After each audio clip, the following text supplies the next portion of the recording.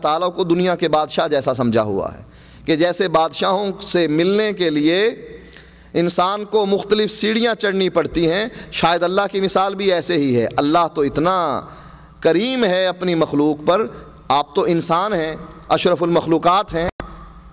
सुलेमान अलैहिस्सलाम अपने लश्कर को लेकर निकलते हैं, एक चूंटी को देखते हैं जो ज़मीन पर लेटी हुई है, नन्ही नन्ही टांगें हैं, आसमान की तरफ बुलंद कर रखी हैं और कह रही है अल्लाह हम भी तो तेरी मखलूक हैं। सुलेमान अलैहिस्सलाम ने चूंटी की बात सुनी, मुस्कराए और फरमाया साथियों वापस पलट जाओ। कहा क्यों? कहा अल्लाह ताला ने चूंटियों की दुआ सुन ली है और आसमान से बारिश बरसा रहा है। वो रब जो चूंटी की भी सुनता है कहता है मांग मुझसे मैं तुझको भी दूंगा। हम उस रब को कहते हैं नहीं, डायरेक्ट तुझसे हमने कुछ नहीं लेना, जो भी लेना है दो नंबर दरवाजे से लेना है। और फिर हम इसी को बहाना बनाते हुए कभी पीर की कब्र पर जाते हैं, कभी मुर्शद को राज़ी करते हैं, नज़र न्याज देते हैं, उसको खुश करते हैं। पीर खुश होगा तो रब खुश होगा, अगर पीर नाराज़ तो दुनिया तबाह हो जाएगी।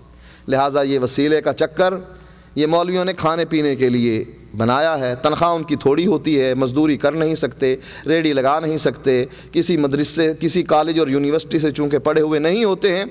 अगर वो इस तरीके से हीले बहाने से नहीं खाएंगे तो बताएंगे कहाँ से खाएंगे।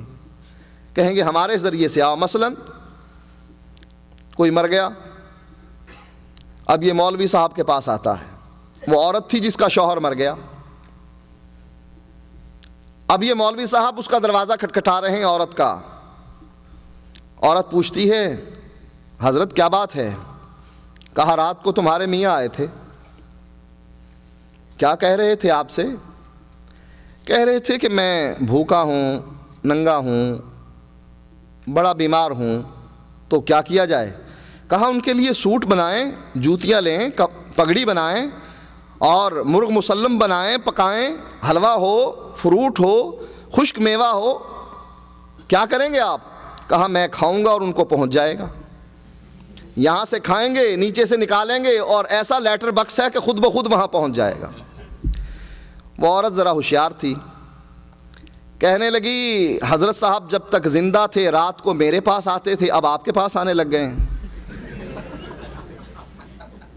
मैं उनकी बीवी हूँ, अगर लेना है तो मुझसे आकर मांगे, आपके पास लेने के लिए क्या आए हैं? किसी का बाप मर गया तो बाप बेटे के पास आएगा कि मैं विरासत छोड़कर आया हूँ तेरे पास इतने करोड़ की, मुझे भी कुछ दे। वो जाता है डायरेक्ट मौलवी साहब के पास और मौलवी साहब को वसीला बनाने का माना ही ये है कि इधर से डालो उधर से निकालो और तुम्हारे मुर्दे को मिल जाएगा। अच्छे से अच्छा लिबास पहनते हैं। एक मुर्दा मर जाए 40 दिन मौलवी साहब की ऐश होती है। 40 दिन के बाद उसके अहलो याल हाथ उठाकर अल्लाह से दुआ करते हैं अल्लाह एक और मार।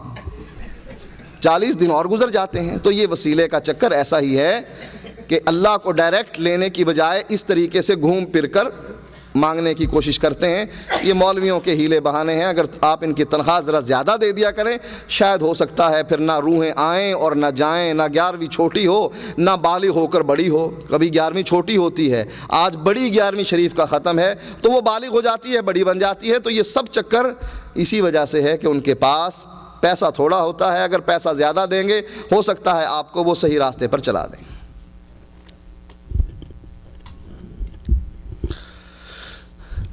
जज़ाकुमुल्लाह खैर व बारक फ़ीकुम व नफ़ा बिकुम अल-इस्लाम वल मुस्लिमीन। एक साहब ने सवाल किया है कि क्या बिदअत वाले आदमी के पीछे नमाज होती है? अगर मजबूरन ईद की नमाज पढ़नी हो तो हम ऐसी सूरत में क्या करें?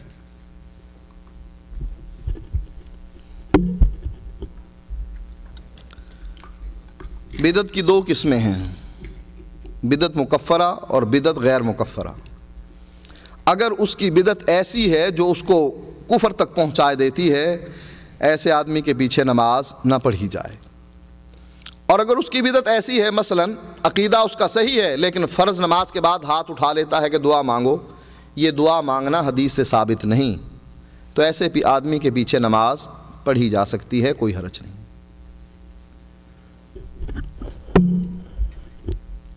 जज़ाकुमुल्लाह खैर व बारक फ़ीकुम।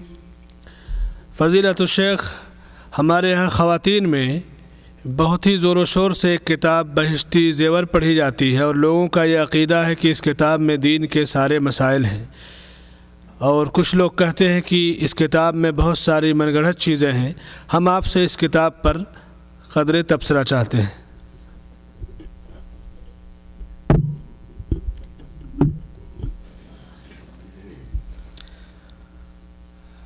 اس کتاب پر کتابیں مارکیٹ میں موجود ہیں جو ان کا تجزیہ کر کے بتلاتے ہیں کہ اس کتاب میں ہے کیا. ایک دو مسئلے میں آپ کو بتلا دیتا ہوں کیونکہ وقت کم ہے. کہتے ہیں کوئی شخص اگر نہ کسی نابالغ بچی سے صحبت کرتا ہے، زنا کرتا ہے، کہتے ہیں مرد پر غسل واجب ہے لیکن اس بچی پر غسل واجب نہیں، لیکن اس بچی کو عادت ڈالنے کے لیے غسل کروانا چاہیے. عادت کس چیز کی ڈلوا رہے ہیں آپ؟ یعنی دوبارہ بھی پھر آپ یہی جرم کریں گے اس کے ساتھ. اشرف علی تھانوی صاحب لکھتے ہیں کہ ایک شخص مشرق میں اور اس کی بیوی مغرب میں، نکاح ہو گیا، میاں بیوی کے پاس آیا نہیں، سال کے بعد بچہ بھی ہو گیا. کہتے ہیں بچہ اسی کا مانا جائے گا اور کہا جائے گا کہ بے شک یہ نہیں آیا لیکن کرامتاً یہ بات ثابت ہو گئی، ہو سکتا ہے جن لے کر آئے ہوں اس کو اور چھوڑ بھی گئے ہوں. اب بتلائیے عقل مانتی ہے اس بات کو کہ میاں پردیس میں ہے، بیوی مغرب میں، میاں مشرق میں، شادی ہو گئی، قریب بھی نہیں گیا، سال کے بعد بچہ بھی جنم دے رہی ہے. اب کرامت کس کی ہے؟ میاں کی ہے یا بیوی کی ہے؟ یہ کرامت تو بیوی کی ماننی چاہیے کہ اس نے بغیر شوہر کے آئے ہوئے بچے کو جنم دے دیا. اب بتلائیے یہ جو مسائل ہیں کیا دین اسلام کے مسائل ہیں؟ ایسی عورت کو تو سنسار کرنا چاہیے کہ کس کے ساتھ تو نے یاری لگائی تھی، کس کے پاس گئی تھی تو. تو اس قسم کے بہت سے مسائل ایسے ہیں جو کتاب و سنت کے مخالف ہیں. مثلاً کتے کو بسم اللہ کہہ کر ذبح کر لیا جائے، کتے کا گوشت بھی پاک ہو جاتا ہے، کھال بھی پاک ہو جاتی ہے. اس کی کھال کا مصلی بھی بنایا جا سکتا ہے، ڈول بھی بنایا جا سکتا ہے، جائے نماز بنا کر نماز پڑھ لو، جیکٹ بنا کر اوپر پہن لو. تو یہ مسائل بہشتی زیور کے اس پر کتابیں لکھی گئی ہیں. یہ بہشتی زیور نہیں، یہ دوزخی زیور ہے. اور بعض بڑی عورتیں، بڑی عمر کی عورتیں جب اپنی بچیوں کو یہ پڑھتے ہوئے سنتی ہیں، توبہ توبہ کرتی ہیں، کہتی ہیں، کیونکہ بچیاں بھی چھوٹی ہیں، چھوٹی بچیوں کو تعلیم دی جاتی ہے، ان کو سمجھ نہیں ہوتی کہ یہ ہو کیا رہا ہے اندر. تو وہ جان کر بڑی عمر کی عورتیں اس کتاب کو بند کروا دیتی ہیں، تو کیا پڑھ رہی ہے؟ کیونکہ بڑی عورتوں کو تو سارے مسائل کا علم ہے کہ یہ کیا فحش باتیں اس میں لکھی ہوئی ہیں. یہ بہشتی زیور نہیں، یہ دوزخی زیور ہے. یہ کہنا کہ ہر بچی کے گھر میں یہ ہونا چاہیے، شادی کے موقع پر یہ تحفہ دینا چاہیے. ہاں اگر اس کو بدکار بنانا چاہتے ہیں، بدکارہ بنانا چاہتے ہیں، دے دیجئے. اس کو کتاب و سنت کیوں نہیں دیتے؟ قرآن و حدیث کیوں نہیں دیتے جو آسمان سے اتری ہوئی پاک کتابیں ہیں؟ اسی قسم کی کتابیں دے کر اس کا ذہن آپ خراب کرنا چاہتے ہیں. تو یہ اس کتاب پر تحقیقی تجزیے مارکیٹ میں موجود ہیں. جس آدمی کا دل چاہے تفصیل سے پڑھ لے. یا میری کتاب میں بھی کچھ تبصرہ ہے اسی بہشتی زیور کے مسائل پر، تبلیغی جماعت اردو کی، اس میں بھی میں نے کچھ تھوڑا سا تبصرہ بہشتی زیور پر بھی کیا.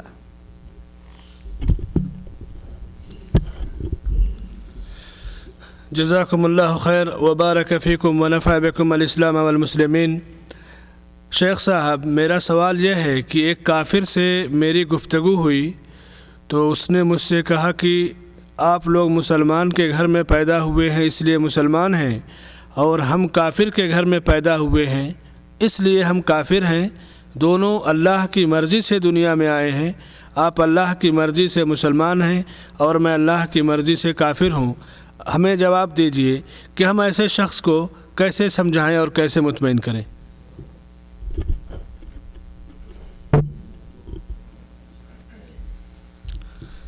نعوذ باللہ، ان لوگوں کا خیال یہ ہے کہ ہر چیز کا فاعل جو ہے وہ اللہ تعالیٰ ہے. ہمیں کافر بنا دیا، تمہیں مسلم بنا دیا. ہمیں اب جہنم میں کیوں پھینکے گا؟ جرم تو خود اللہ کر رہا ہے. ہمیں غافر کہتا ہے، کافر بناتا ہے، راہ ہدایت سے دور رکھتا ہے، تمہیں راہ ہدایت عطا کرتا ہے. تو یہ جرم ہمارا تو نہیں. اب اس آدمی کو سمجھائیے کہ نہیں، اللہ قرآن میں کہتا ہے کہ ہم نے انسان کو پیدا کیا